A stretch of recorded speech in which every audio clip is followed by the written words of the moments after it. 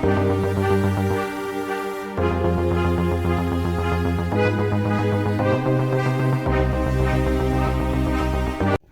முறை உடைக்க முடியாதுங்கிறான்.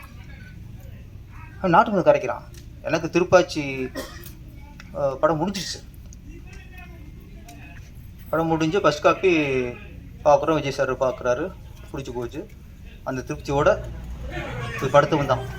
அப்புறம் சொன்னாங்க கொடுத்தேன், எம்ஜிஆர் நகரில் ஒருத்தர் இருக்காரு நாட்டு மருந்து.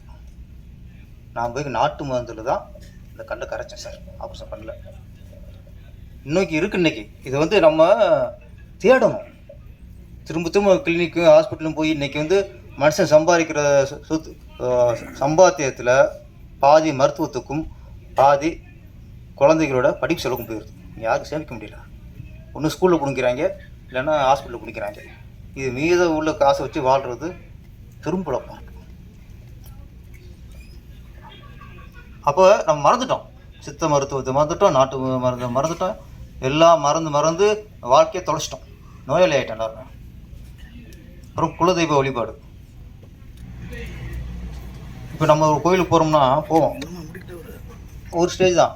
அது உள்ளே அபிஷேகம் பண்ணுறதுக்கும் ஆராதனை பண்ணுறதுக்கும் தேள் கூட்டுரும். நட்டுவாக்கலையே விவசாய தலைக்கரிச்சுமாங்க ஒன்றுமே இருக்காது. வேப்ப இலையை வச்சு அப்படியே மஞ்சள் ஒரு 10 நிமிஷம் தான் மஞ்சள் மஞ்சள் அப்படியே இறக்குவாங்க. அவன் முடிச்சுக்குவான். இன்றைக்கி இதெல்லாம் மேஜிக் மாதிரி இருக்குது. நடைமுறையில் இதெல்லாம் யாருக்கும் பாக்கி வைக்கணும். எல்லாரும் நிறைவா அன்போடு நட்டு மரியாதையோடு நட்டுருக்காரு. அதனால எல்லாரும் அவரை சூழ்ந்து இந்த படம் வெற்றி பெறணும். பாருங்க, இந்த படத்தை டேட் 17 ரிலீஸ். சரவணன் டிஸ்ட்ரிபியூட்டர், அவர் டிஸ்ட்ரிபியூட் பண்ண போறார். ஆகவே ஒரு படம் வெற்றி பெற வேண்டும் என்றால் எல்லாரும் ஒன்னா சேர்ந்து தயாரிப்பாளர் கை கொடுக்கணும், துணை நிற்கணும். நான் அதனால் இந்த கண்ணி நிச்சயம் தமிழ் மக்களின் மனதிலே ஒரு நல்ல இடம் பெறும், வசூல் தரும், தயாரிப்பாளர் மீண்டும் படம் எடுப்பார் என்று சொல்லி, இது தமிழ் பாரம்பரியம், கலாச்சாரம், பண்பாடு மிக்க கதையானதால நம்ம தமிழ்நாட்டில் நடக்கிற சில அவலங்கள் ஒன்னே ரெண்டு ஒரு விஷயத்தை சொல்லி முடிக்க விரும்புகிறேன். அதாவது தமிழ் பண்பாடு கலாச்சாரம்னா ஒருவனுக்கு ஒருத்தி என வாழ்வது. அப்படி பல பேர் நம்ம சினிமா உலகத்துல பலர் காதலித்து நடிகர்கள் வாழ்ந்து கொண்டிருக்கிறார்கள்.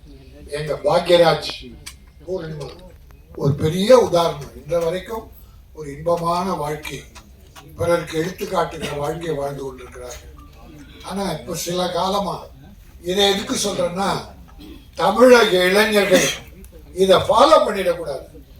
எப்படி நடிகர்களை இவங்க ஃபாலோ பண்றாங்க?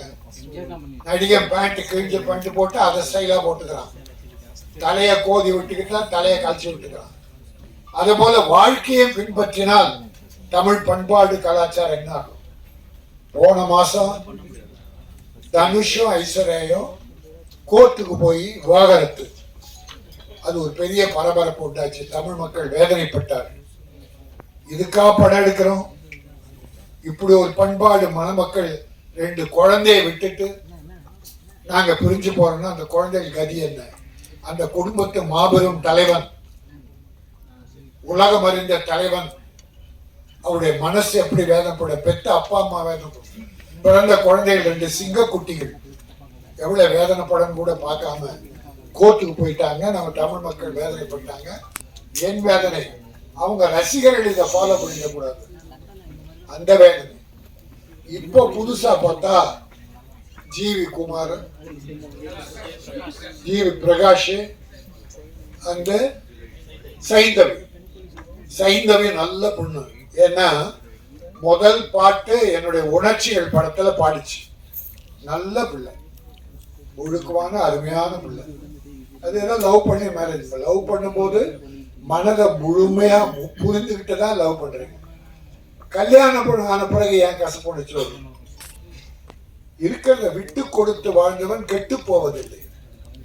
ஆகவே இந்த மாதிரி கோர்ட்டுக்கு போனா, இப்ப சாப்ட்வேர் கம்பெனில நிறைய 15 நாள்ல லவ், 1 மாசம் வாழ்க்கை, 3ஆவது மாசம் டைவர்ஸ் நிறைய நடக்குது.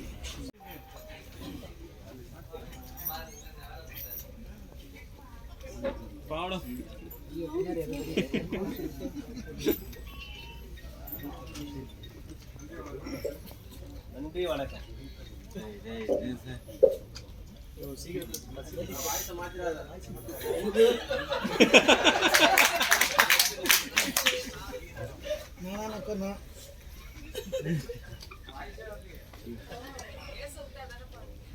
வெந்து தணிந்தது காடு, கண்ணிக்கு வணக்கத்தை போடு.